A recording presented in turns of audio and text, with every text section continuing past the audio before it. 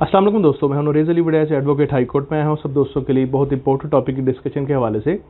दोस्तों, एक सवाल पूछा गया है, मेरे शौहर मुझ पर तशद्दुद करते हैं, ना ही खुला लेने देते हैं और ना ही तलाक देते हैं, और शादी से लेके अब तक 2 बच्चे हो चुके हैं। शादी के तमाम दस्तावेज़ात, निकाहनामा और तमाम डॉक्यूमेंट्स, यहाँ तक कि शनाख्ती कार्ड भी मेरे शौहर के पास है। तो मुझे क्या करना चाहिए और मैं अपने खामद से अलहदगी कैसे हासिल कर सकती हूँ? दोस्तों, ये बहुत हिट एंड टॉक टॉपिक है। अक्सर लोग क्रूशल बिहेवियर के होते हैं, उनके मामला जो है ना वो बहुत ज़्यादा क्रूशल हो चुके होते हैं वक्त के साथ साथ। जिस तरह वक्त गुजरता जाता है, शादी के स्टार्ट में उनका बिहेवियर बहुत अच्छा होता है। तो ये वो मामलात हैं जो तकरीबन हर दूसरे घर के तो नहीं, लेकिन हर 100 में से कम 30 से 40 घरों में अब ये मामलात हो रहे हैं। बाज़ औक़ात हस्बैंड की तरफ से, बाज़ औक़ात सास ससुर की तरफ से, और इस तरह की लोगों के इंटरफेरेंस की वजह से इस तरह के मामला बहुत ख़राब हो रहे हैं। इससे पहले कि टॉपिक को प्रॉपर आगाज़ किया जाए और इसको डिस्कस किया जाए, इससे पहले मैं आप सब दोस्तों से रिक्वेस्ट करूँगा कि मेरे लॉ एंड टैक्स गाइडेंस इस यूट्यूब के चैनल को सब्सक्राइब करें और नीचे दिए गए बेल आइकन को क्लिक करें ताकि मेरी आने वाली नई अपडेट्स एंड वीडियोज़ आप सब दोस्तों तक पहुँच सकें।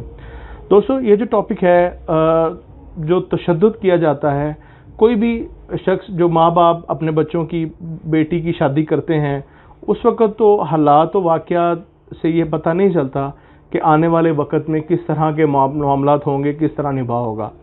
लेकिन मोस्टली केसेस में वक़्त के गुज़रने के साथ साथ जो है वो इस तरह के मामला सामने आते हैं और जो है लोग क्रूशल बिहेवियर इख्तियार कर लेते हैं, और जिसमें आपसे या लड़की से उनके इम्पोर्टेंट डॉक्यूमेंट्स, हत्ता के पासपोर्ट, शनाख्ती कार्ड वगैरह वो लेके अपने पास रख लेते हैं कि हम जिस तरह का भी जो है वो बिहेवियर इस्तेमाल करें और जिस तरह भी इनके साथ रवैया इस्तेमाल करें, ये कहीं पे कोई स्टेप ना ले सकें। बाज़ औक़ात हत्ता के यहाँ तक भी लिखवा लिया जाता है कि स्टैम्प पेपर पे भी लोग लिखवा लेते हैं कि हम अगर किसी किस्म का, अगर आप कोई कानूनी कार्रवाई करोगी तो बच्चों की कस्टडी से आपको महरूम कर दिया जाएगा। और बाज़ औक़ात प्रोमिसरी नोट्स पे भी इस तरह के बहुत सारे, चूँकि हमारी एक सोसाइटी में बहुत सारे मामलात हो रहे हैं, प्रोमिसरी नोट्स पे भी वो लोग साइन करवा लेते हैं। तो जो फीमेल्स हैं वो बसा औक़ात दब जाती हैं, और दबने के बाद वो अपने घर को बचाने की खातिर, अपने इज़्ज़त नफ्स की खातिर, अपने फैमिली की इज़्ज़त की खातिर वो सर झुका के वक़्त गुजारती हैं। लेकिन इस चीज़ का जो बेनिफिट है वो बेसिकली मेल हज़रात उठाते हैं। मैं सब की बात नहीं करता, लेकिन चूँकि हम लॉयर्स हैं और हमारी सोसाइटी के अंदर ही बहुत सारे मामलात हो रहे हैं इज़्ज़त नफ्स के हवाले से और लीगली वेज से, ये जो है ना वो इट में बी हैपेंड, और वो बहुत सारे इस तरह के मामला जो है ना वो डेली बेसिस में आ रहे हैं। खुला की और तलाक की रेशो भी इन्हीं वजह से, क्रूशल बिहेवियर की वजह से ही बढ़ रही है। खुला और तलाक की एक बहुत जो अहम वजह है वो बाज़ औक़ात फ़ीमेल्स का बिहेवियर भी है। फ़ीमेल का बिहेवियर किसी जगह पे घर में, फॉर एग्ज़ाम्पल वक़्त से ज़्यादा इंटरफेरेंस करना, घर के काम काज ना करना, खामद की या सास ससुर की सेल्फ़ रिस्पेक्ट को मजरूह करना, तो ये मामलात इस तरफ जाते हैं, इस तरह स्टार्ट होते हैं। फिर यही चीज़ें जो हैं वो जब कोई केस तैयार होता है तो उन ही चीज़ों के इल्ज़ामात लगाए जाते हैं केसेस में।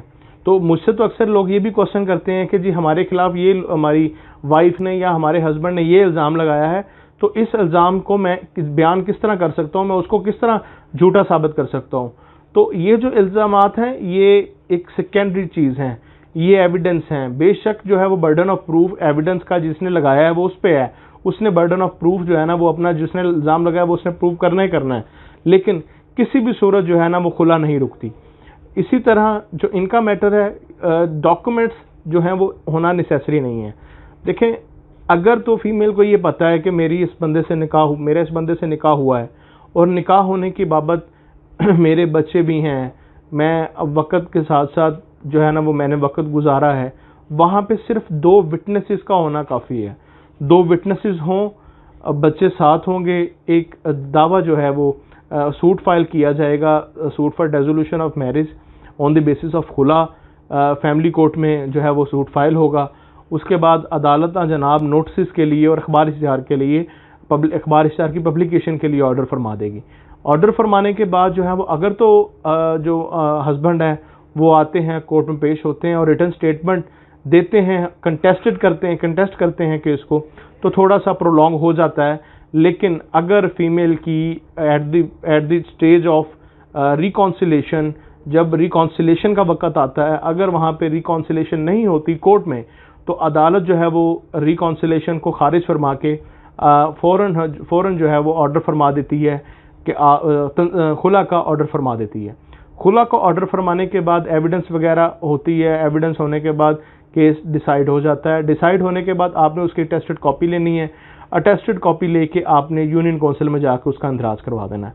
यूनियन काउंसिल में जाके जब आपका इंदराज, उसकी रजिस्ट्रेशन होगी आपकी डेजोल्यूशन की, तो it takes 90 days. It should have to take 90 days and this is the procedure under the Pakistani laws कि ये जो है वो आपने 90 डेज़ का प्रोसीजर 110% आपने अडॉप्ट करना ही करना है। 90 डेज़ के अंदर बेसिकली रिकॉन्सिलेशन को भी जो है वो आर्बिट्रेशन काउंसिल जो है ना वो मद्देनज़र रखती हैं। दूसरी बात, चूँकि जो खुला है वो बेसिकली एक तलाक कंसिडर होती है, तो उसमें 90 डेज़ का प्रोसीजर इसलिए स्ट्रिक्टली जो है ना वो अडॉप्ट किया जाता है ताकि किसी भी स्टेज पे जाके इनकी रिकॉन्सिलेशन हो सके। तो दस्तावेज़ात केस करने के लिए, सूट फाइल करने के लिए ज़रूरी नहीं है, ये आपके लॉयर पे भी डिपेंड करता है। तो डेजोल्यूशन का जो केस होता है वो पाकिस्तान में आप फीमेल कहीं से भी किसी भी सिटी से कर सकती है। ये जो है वो अदालतों ने और हमारे लॉज ने, जो हमारे पाकिस्तान के लॉ हैं, इन्होंने फीमेल को एक एम्बिग्विटी दी है। एम्बिग्विटी के साथ एक इस्तिस्ना दी हुई है कि आप फीमेल हैं वो कहीं भी पाकिस्तान के किसी भी सिटी से जुरिसडिक्शन बना के आप अपना केस फाइल कर सकती हैं। तो देखते रहें लॉ एंड टैक्स गाइडेंस। अगर किसी किस्म का कोई क्वेश्चन हो नीचे कमेंट सेक्शन में पूछें। उम्मीद करता हूँ आपको आज का टॉपिक पसंद आएगा। Thank you so much. अल्लाह हाफिज़।